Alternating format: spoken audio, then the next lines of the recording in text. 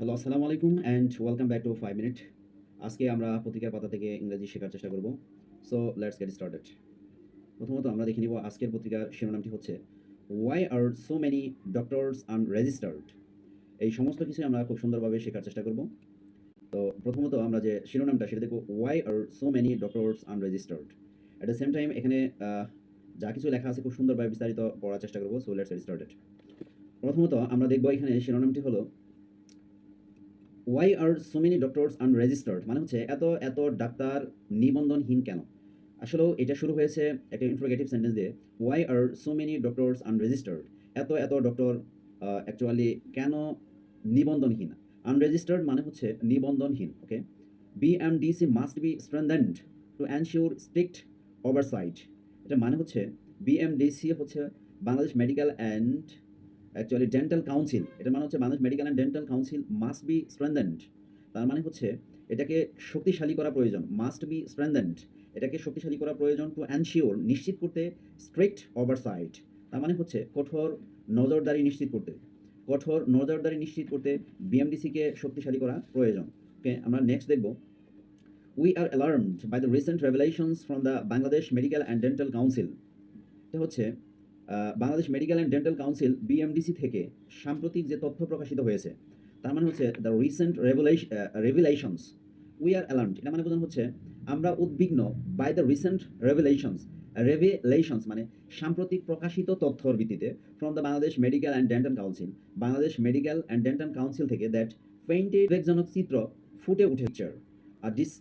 আর disturbing picture, তার মানে হচ্ছে একটি উদ্বেগজনক চিত্র, picture of the health sector, স্বাস্থ্য খাতে ইন জেনারেল সাধারণভাবে, and the medical profession in particular, কিন্তু প্রকৃতপক্ষে হচ্ছে বিশেষত চিকিৎসা পেশায়। অর্থাৎ এটার পূর্ণাঙ্গ মিনিং হচ্ছে Bangladesh medical and dental council থেকে সাম্প্রতিক যে তথ্য প্রকাশিত হয়েছে তাতে স্বাস্থ্যখাত বিশেষত চিকিৎসা পেশার একটি উদ্বেগজনক চিত্র ফুটে উঠেছে। আমরা নেক্সট দেখব হচ্ছে অ্যাজ পার বিএমডিসি ডাটা, অর্থাৎ বিএমডিসির তথ্য অনুসারে অ্যাপ্রক্সিমেটলি প্রায় 36,000 ডক্টরস আর প্র্যাকটিসিং উইদাউট দেয়ার রেজিস্ট্রেশনস রিনিউড।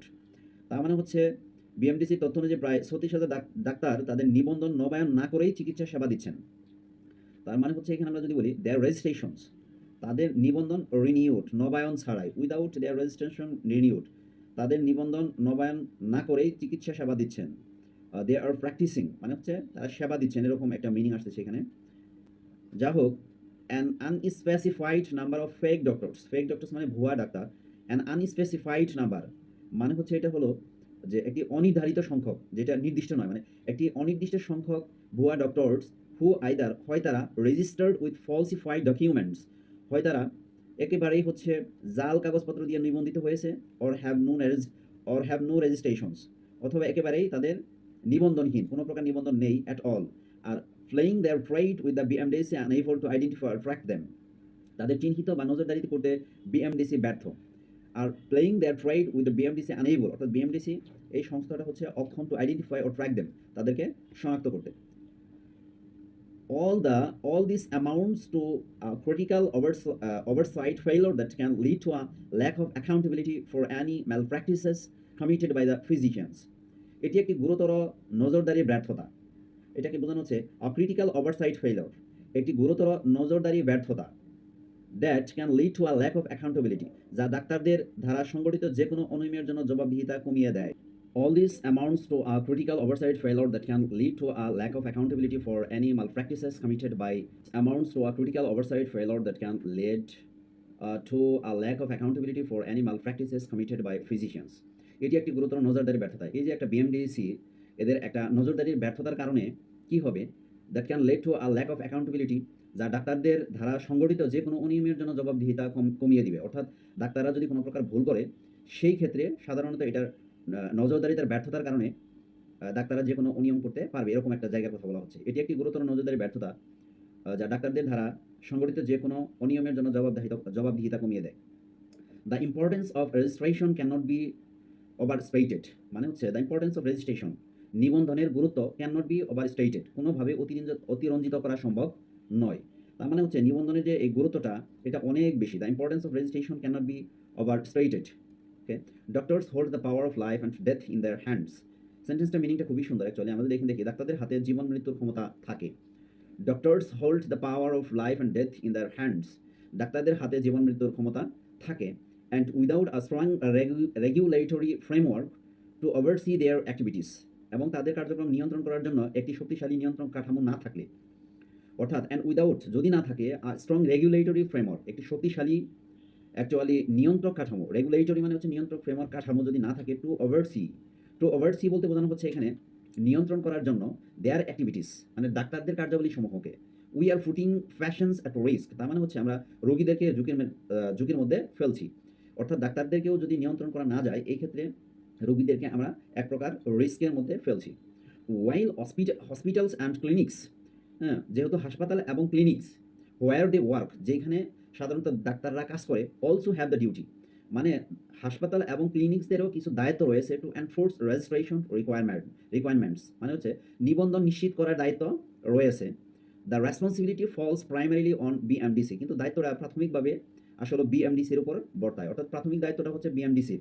ডাক্তাররা কী করবে সেই সম্পর্কে তথ্য নজরদারি রাখা। তারপরে হচ্ছে হাসপাতাল এবং ক্লিনিকগুলোরও একটা দায়িত্ব রয়েছে।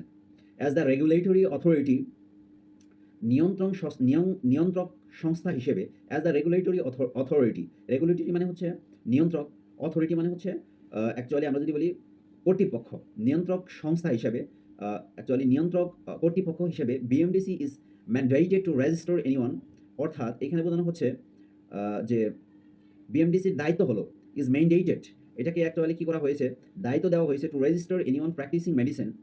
অ্যাকচুয়ালি আমরা যদি এখানে দেখি, বিএমডিসির দায়িত্ব হলো ডাক্তার ও দন্ত চিকিৎসকদের নিবন্ধন করা এবং পেশাগত অনিয়ম বা অবহেলার ক্ষেত্রে তাদের বরখাস্ত করা।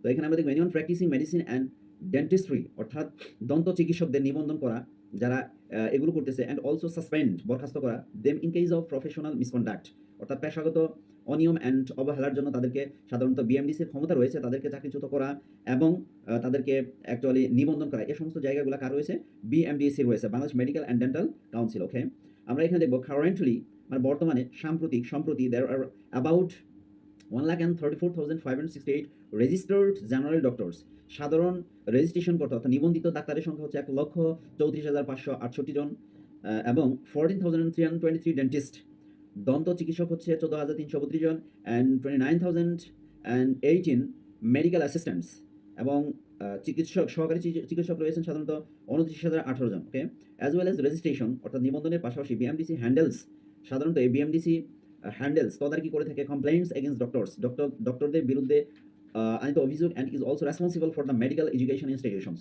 অর্থাৎ বিএমডিসি হচ্ছে রেসপন্সিবল, অ্যাকচুয়ালি এখানে যদি আমরা বলি যে দায়িত্ব পালন করে থাকে, এর উপরে দায় রয়েছে for the medical education institutions, অর্থাৎ মেডিকেল শিক্ষা সংস্থাগুলোর সাধারণত এর উপরে দায় রয়েছে। Despite having such broad responsibilities, despite having such, এই বড় ধরনের এই প্রশস্ত দায়িত্ব থাকা সত্ত্বেও, ডেসপাইট মানে হচ্ছে সত্ত্বেও, হ্যাভিং মানে হচ্ছে থাকা, অর্থ বোঝানো হচ্ছে সাচ ব্রড রেসপন্সিবিলিটিস, এই বিশাল দায়িত্ব থাকা সত্ত্বেও, however BMDC struggling with limited operational capacity, BMDC সীমিত কার্যক্ষমতার সমস্যার সম্মুখীন হয়েছে। Mainly due to staff shortages, mainly প্রধানত ডিউ টু, কারণ হচ্ছে স্টাফ শর্টেজেস, তার মানে হচ্ছে জনবল সংকট, অর্থাৎ কর্মীর সংকটের কারণে, অ্যান্ড ইনঅ্যাডিকুয়েট ফ্যাসিলিটিস, অপর্যাপ্ত সুবিধার কারণে, ইনঅ্যাডিকুয়েট মানে অপর্যাপ্ত পরিমাণের, ফ্যাসিলিটিস মানে বলতে বুঝি আমরা সুযোগ সুবিধা।